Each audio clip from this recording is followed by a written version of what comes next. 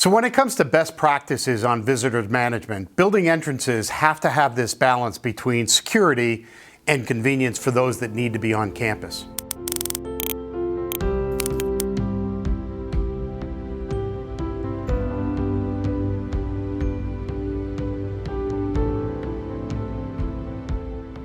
There are some basic best practices around schools to put in place to ensure that this balance is managed in an effective way.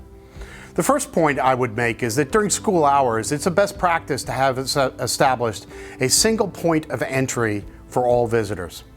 This normally and is most likely the main entrance to your facility, which can easily be seen by the people that are inside the building so that you know who is there and who shouldn't be there. These exterior doors should always remain locked because that is a primary entrance point. But they can easily be seen, and therefore using intercoms and or other camera systems can be used to verify the visitor's identity before they're permitted into the school.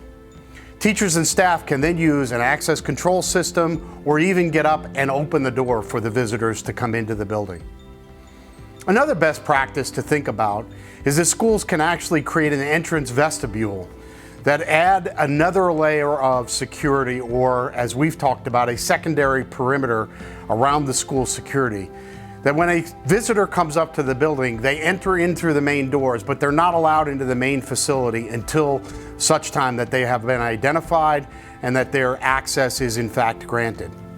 Again, this gives us a chance to identify and verify the identity of the person, and they can be directed directly into the school's office.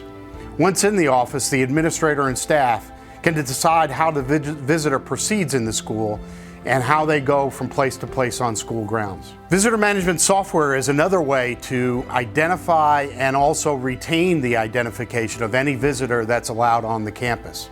As with any best practice or solution that you put in place to help with school security, teachers, staff, and students must understand the best practices and the policies that have been put in place to ensure that visitors are managed in an effective way on the campus.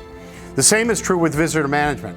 Take the time to ensure all school occupants understand the rules and the specifics that are in place of how you intend visitors to be managed on the campus. It's also an important practice to have particularly school officials to always wear badges when they're inside their buildings. In our next discussion, we'll talk a little bit about some of those other entrances that operate in a school district around the perimeter of the building. Until then, thanks for listening and have a great and safe day.